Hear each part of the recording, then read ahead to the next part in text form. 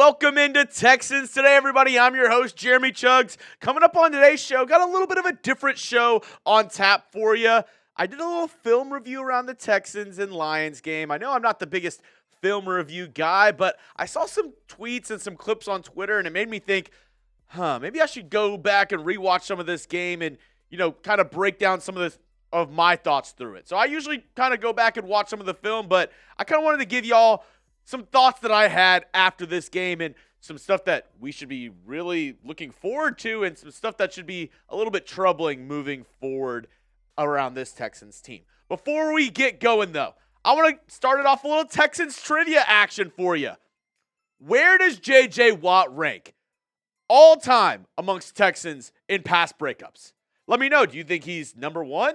Do you think he's not even in the top 10? Where do you think J.J. Watt ranks in terms of pass breakups all time for this Houston Texans team? I'll give you the answer at the very end of today's video. So you got to stick around and, watch the whole video to find out where J.J. Watt ranks among all Texans all time. Now, let's go into some things that I saw in the Texans versus the Lions. First off, this Texans defense is legit, and we haven't even seen them all together on the field at the same time. One person that I want to give a quick shout out to, and I said it in the offseason, I said it preseason, that this was a make or break season for Jalen Petrie, and he has made this season. He has been playing amazing ever since they moved him into that, slot nickel in the box role. He has flourished for this Texans team. And actually, if you want to keep me on screen during these photos, I can kind of Vanna White move out of the way for you a little bit. This play in particular was one of the best plays of the entire night for the Houston Texans. It was on the Lions' first drive, and you see Petrie right here with a massive tip where, right here, Jimmy Ward ended up getting the interception, getting that momentum in the first quarter. This was a massive play for the Houston Texans, and Jalen Petrie was playing like his hair was on fire. And this was just one example of him playing very well during this game. Another guy who, props to Nick Caserio and this Texans coaching staff for the way they drafted, because they found one in Calen Bullock. He was playing amazing up against the Detroit Lions. And it's made me a little upset. Not that Jimmy Ward's been playing bad, but the fact that Jimmy Ward's back, that they're kind of rotating Calen Bullock out on some plays. I want to see him play more because, one of the highest graded players according to PFF was Calen Bullock at 81.9. 21 coverage snaps. He only allowed 4 reception yards. He had an interception, and the passer rating whenever he was targeted, 16.7. And among others, Derek Stingley.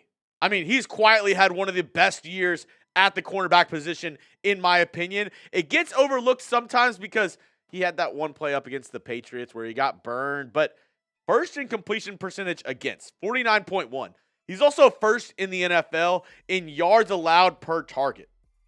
The thing is, teams aren't targeting Stingley a ton. So he has been very good for this Texans team, being a lockdown corner. Now I know he doesn't have some of the numbers that, you would think a number one corner would have, but I think more than likely he's just been locking down whoever has been on his side. The one knock that I do have on this defense and Stingley is that they haven't really shadowed him with the number one for the other team.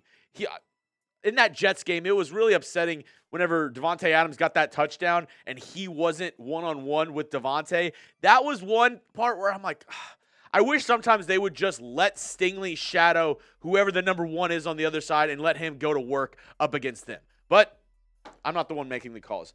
On the other side, though, Kamari Lassiter has been, him and Calen Bullock, I think they should be 1 and 2 in Defensive Rookie of the Year voting because they have both been fantastic. Kamari Lassiter, 29 tackles, 8 pass breakups, 3 interceptions, a completion percentage when targeted of 42.1. He has been an absolute beast for the Houston Texans this year. And, if you haven't seen this clip going around of Danielle Hunter, you need to go watch it. It's on Jeremy Branham's Twitter if you want to go check it out. He absolutely works Penei Sewell on this. And I have 3 pictures just to kind of show you what's going on. He sets a bump on the inside, hits him with the spin, and then this is what the result is. Penei Sewell bent over and Danielle Hunter getting after Jared Goff. He has been fantastic alongside of Will Anderson Jr. this defense looks so good. I mean, this defense basically locked down in the first half the best offense in the NFL in terms of stats in the Detroit Lions. So, obviously, the second half isn't how we wanted it to go. But what I took away from this is I think the Texans have one of the best defenses in the entire NFL. Top 3, top 5, however you want to name it. I think when it gets down to the very end of the year, and especially once Christian Harris comes back, once we see how he looks in this defense, I think the Texans could have the best defense in the entire NFL come towards playoff time, especially with all these guys coming back. Mario Edwards Jr. is back from suspension. We have DeMeco Ryans. Once Will Anderson Jr. is back to being healthy, you have Danielle Hunter. Linebacking core looks good. Secondary looks good. I think you have a top 3 unit in the league right now for this Texans team. Let me know your thoughts, though. Do you think the Texans have a top 5 defense in the NFL? Give me a yes, give me a no. This is going to be the pinned comment on today's video. So if you get hit with the YouTube ad break, perfect timing. Scroll on down and let me know your thoughts on the Texans defense. Next up, the wide receiver screens, they don't work. They don't work at all. Every clip that I saw of the Texans trying to run a wide receiver screen up against the Detroit Lions, it was a massive fail. And if we look at this picture right here, the screen pass is going to right here to Xavier Hutchinson. As you see, the wide receivers can't block. There's 2 guys right in his face as this ball is about to get to him. I mean, not even close. Not even close. Our wide receivers can't block, and our guys aren't elusive enough to get away from the defenders right here. And if we go to this next picture, this is a screen set up for Tank Dell right here. And you see it, you're like, oh, he has a lot of open space right here. But the problem is, why is our lineman right here and right here, who are they going to block? Nobody. They're going to block nobody. At least stick on your guy right here and give Tank a one-on-one against Brian Branch. But they peel off of these guys right here to go and block nobody. I mean, what is the point of that? I know it might be schemed up that way, but if you're seeing that, you're not going to catch this guy right here. No chance. And Jarrett Patterson, I don't know what this is Juice Scruggs. I don't know where he's going. He's just running out for fun. But this ended up being a 1-yard gain for Tank Dell because he wasn't able to make Brian Branch miss, and then you had help coming from the backside as well. So overall, I know it's part of this Bobby Slowick offense. I know it's built in to what Slowick wants to do, but it's just not been working. Wide receiver screens have not worked one bit for this Texans team all year long. And even when you had the big 3, even when you had Nico Collins, Tank Dell, and Stephon Diggs, it wasn't working. It's not effective. Your wide receivers cannot block on the outside. Xavier Hutchinson, he's been playing well, but he's not a very good blocker on the outside. Neither is Robert Woods. Neither is John Mechie. So you don't have any wide receiver who's a really good blocker on the outside to set up these wide receiver screens. So in turn, they have not worked at all this year. So stop it with the wide receiver screens, Bobby. They're not working. Maybe run it maybe once or twice, but really, the way we're scheming them up, the way we're executing wide receiver screens, we might as well just run it up the middle because it's the same result. 1-yard, 2-yard game. Coming up, I have some more Texans analysis from the film room for you. But before we get into all that, got to tell you about the sponsor of today's show. That is Prize Picks, America's daily fantasy sports made easy. And they're the #1 daily fantasy sports app with over 5 million, yes, with the M, million active members. Prize Picks, they're the most easiest and fun way to play daily fantasy sports. All you do is choose 2 or more players from any sport and choose more or less on their projected stat types and watch the winnings roll in. If you want to see what I have for the MMA fights this weekend, I got John Jones. Maybe in his last fight up against Stipe Miocic, I'm going to go less because I want to see a knockout. So less than 9.75 minutes. That means it's going to end in the second round. Bo Nickel, I know he's more of a wrestling guy, more of a grapple guy. 13.5 significant strikes. I think he can do that. I think that's doable for a guy like Bo Nickel. And then Veronica Hardy, I honestly just chose this because of the name. So I'm going less. You can use my picks. You can fade my picks. Just do it over at Prize Picks. Download the PrizePicks app today and use code CLNS and get $50 instantly when you play $5. That's code CLNS on PrizePicks to get $50 instantly when you play $5. You don't even need to win to receive the $50 bonus. It's guaranteed. So get started today with PrizePicks. Run your game.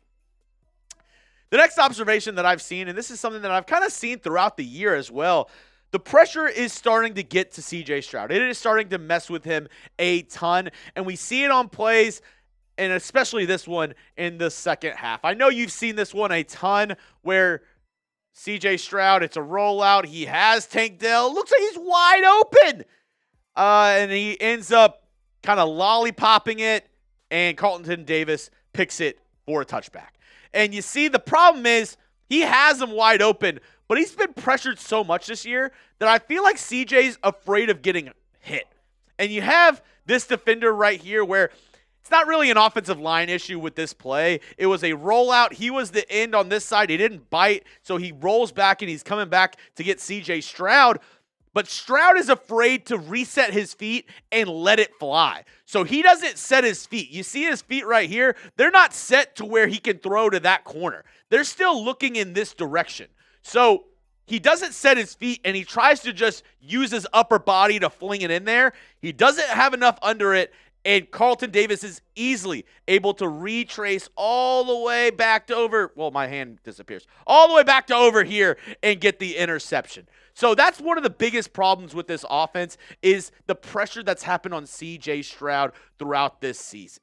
That's been a big worry, and I'm worried that teams have kind of figured it out a little bit of how to stop CJ Stroud in this Texans offense. They're like, hey, just blitz him.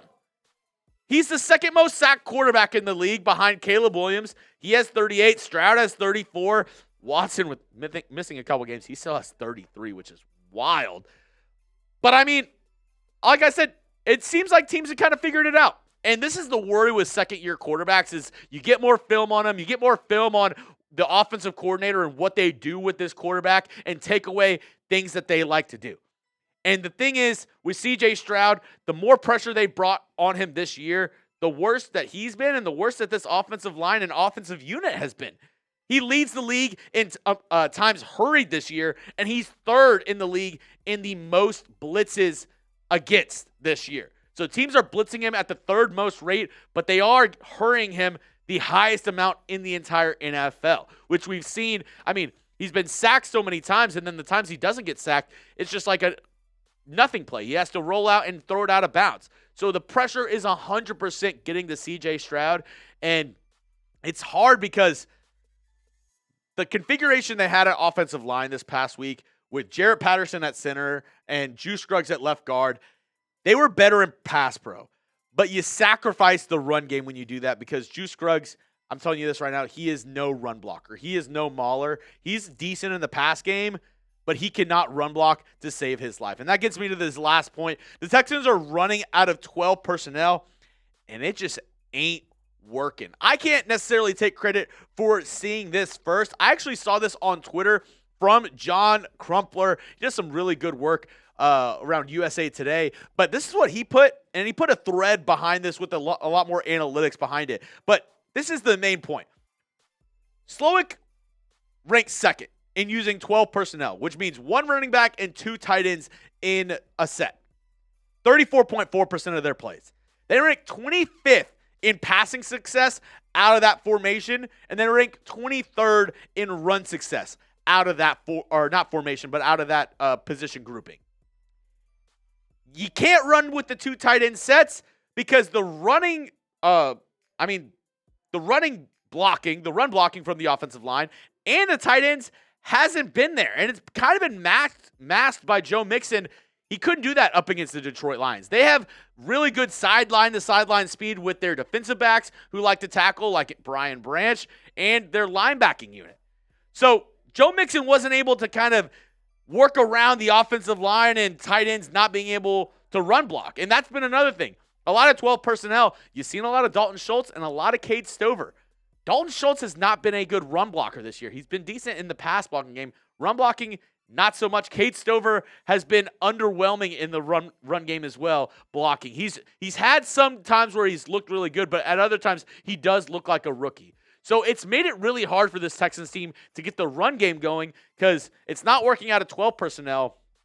I guess you got to try it more out of 11 personnel, but then at that point you're spreading them out. I don't know. I don't know the answer to it of how they could get the run game going, but the 12 personnel groupings have not been working for this team using the 2 tight ends. I know it's kind of been thrust upon Bobby Slowick to use it more because they're without Stephon Diggs and they're without Nico Collins, but we got to find something else to work because obviously in the second half that got exposed that they're not letting the Texans run on them, and they started blitzing CJ Stroud more and more, and we saw what happened. 2 picks from CJ in the second half. Now, I asked you at the very beginning of the video some Texans trivia. Where does J.J. Watt rank for the Texans all time in pass breakups?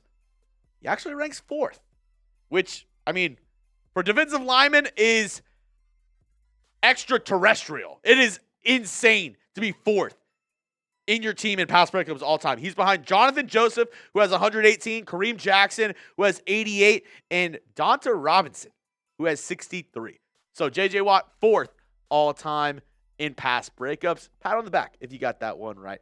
This is the end of today's video. Make sure you hit me up on Twitter at Jeremy Chuggs for more Texans news and rumors, the dankest memes on the internet. And if you haven't already, you made it to the very end of the video, make sure you hit that subscribe button. We are the fastest growing Texans channel on YouTube, the best Texans channel on YouTube, because we give you daily videos for free, weekly live shows. We're not behind some paywall. We got you covered each and every single day with your Texans content all year long. So if you haven't already, it's 100% free. Go down and hit that sub button.